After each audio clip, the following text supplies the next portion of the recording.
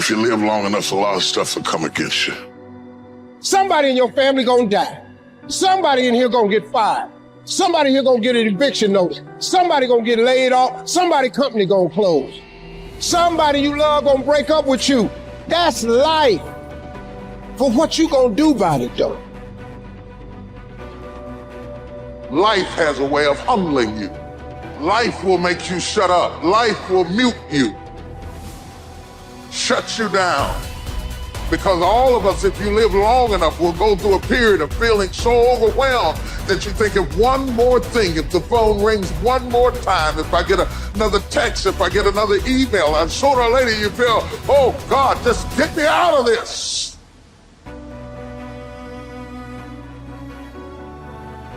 If somebody came and knocked you down, boom, and ain't nothing you can do about it. But if I come back a week later and you still on the ground, we got a problem. And some of you say, Eric, it ain't my fault. You right. The way you were born, what happened to you is not your fault. But doggone it, you still on the ground after 20 years? You have absolutely nothing to do with what happened to you. It's not your fault. You got knocked on the ground. You had absolutely nothing to do with that. And I'm not blaming you for that. But if I come back a week later and you still on the ground, that's your fault. If I come back a year later, you still on the ground, that's your fault. If you get knocked down, there's nothing you can do about it. But getting back up has every single thing to do with you. And you will promise me that from this day forward, you will not be defeated.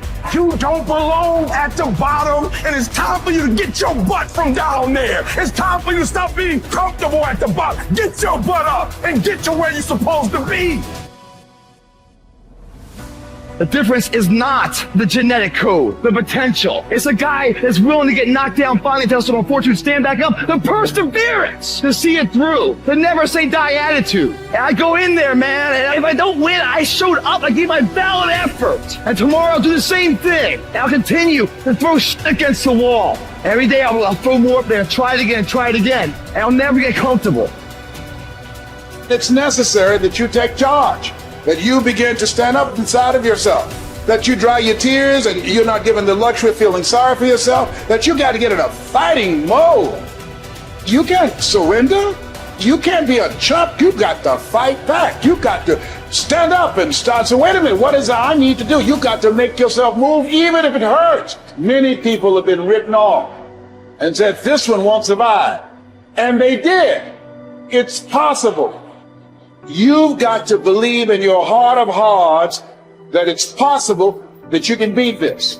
Your belief, your faith, your drive, your determination, your persistence, your perseverance, your spirit. Greater is He that is in you than what's out here in this world. So you've got to decide, you've got to say, it's possible that I can beat this. And it's necessary that I do this.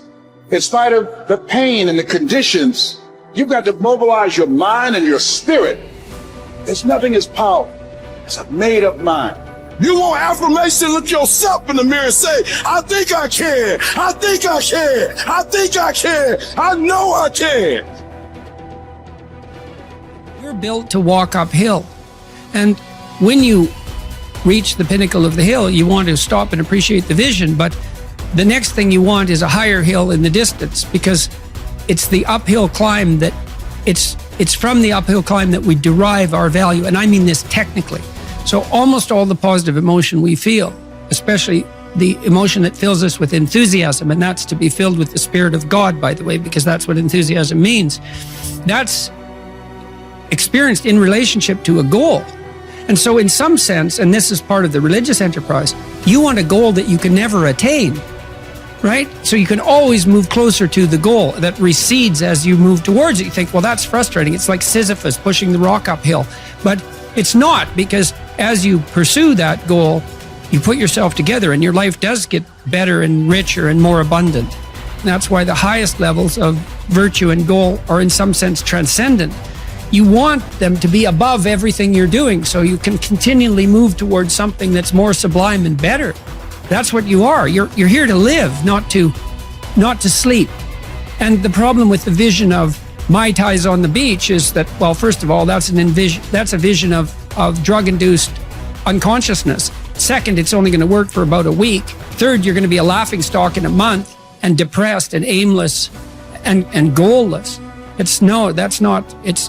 You want a horizon of ever expanding possibility. And so it does happen to people because they've staked their soul on the attainment of an instrumental goal. And it can be a pretty high order goal, but then you think, well, now I'm there. Now what? Well, the answer can't be, well, I'm going to live in the lap of luxury and never have to leave the faith. What do you want to be? A giant infant with a gold bottle? You never have to do anything but lay in your back and suck. It's like, well, you see the problem with that as a conceptualization. It's no, you want to be like an active warrior moving uphill with your sword in hand, and that's dynamic, that's exciting, and that's why so many young men disappear into video games. That's all acted out in the video game. So they have to act that out in their own life. Not that I despise video games, because I don't, but they're not a substitute for life. They might be good training under some conditions for life. See, as human beings, why?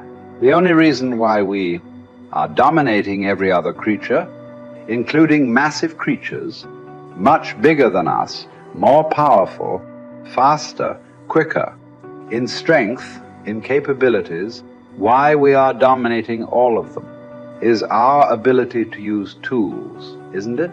So do not underestimate the power of the tools. If I ask you to unscrew this screw in this furniture, you try with your hands, your fingers, your fingernails, they will all break and bleed, but the screw stays right there. I give you a little screwdriver, but you don't know how to use. You poke it here, poke it here, poke it here, poke it here. No use. Only if you put it right there and use it the way you must use it, suddenly another world, isn't it? Right now, the greatest tools that we have in our hand is our own body, our mind, our emotions, our energy. These are our tools. If you harness these tools well, you will live wonderfully. If you don't harness them, you will live badly. If these tools turn against you, you will live terrible. Right now, what is it that human beings are largely suffering? No great amount of suffering is coming to you from outside. Everything is on self-help, isn't it? Poking yourself. Why? Because we gave you a sharp mind. If we had given you the brains of an earthworm, you would also be very peaceful. But to develop this level of cerebral capability, it took millions of years of evolution to get you here, isn't it? I want you to just imagine from a single celled amoeba to make you like this, how much work. And now you suffer this result. Essentially, what you're suffering is your own cerebral activity, isn't it? You have an intelligence for which you don't have a stable enough base, so it's poking you. Instead of being useful to you, it is poking you simply because this base is not stable. So one thing is to create a stable base so that this intelligence works for you. We have a huge frontal lobe, and it's 40% of our entire brain. And most people, when they have a thought, they just think that that's the truth. And I think one of my greatest realizations in my own journey was just because you have a thought doesn't necessarily mean it's true. So if you think 60 to 70,000 thoughts in one day, and we do, and 90% of those thoughts are the same thoughts as the day before, and you believe that your thoughts have something to do with your destiny, your life's not going to change very much, because the same thought leads to the same choice leads to the same behavior creates the same experience, and the same experience produces the same emotion. And so then the act of becoming conscious of this process to begin to become more aware of how you think, how you act, and how you feel. It's called metacognition. And so then, why is that important? Because the more conscious you become of those unconscious states of mind and body, the less likely you're going to go unconscious during the day. And that thought is not going to slip by your awareness unchecked, because it means to know thyself. The word meditation means to become familiar with.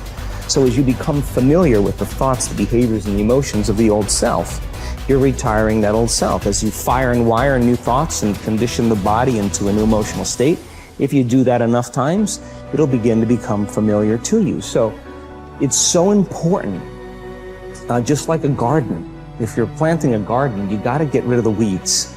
You got to take the plants from the past year and you got to pull them out. The rocks that sift to the top that are like our emotional blocks, they have to be removed. The soil has to be tenderized and broken down. You have to make room to plant a new garden. And so primarily, we learn the most about ourselves and others when we're uncomfortable. Because the moment you move into that uncomfortable state, normally a program jumps in. When that program jumps in, it's because the person doesn't want to be in the present moment and engage it consciously. So when you teach people how to do that with the meditative process, it turns out that when they're in their life, they're less likely to emotionally react. They're less likely to be so rigid and believe the thoughts they were thinking. They're more aware of when they go unconscious back into a habit, and that is what starts the process of change.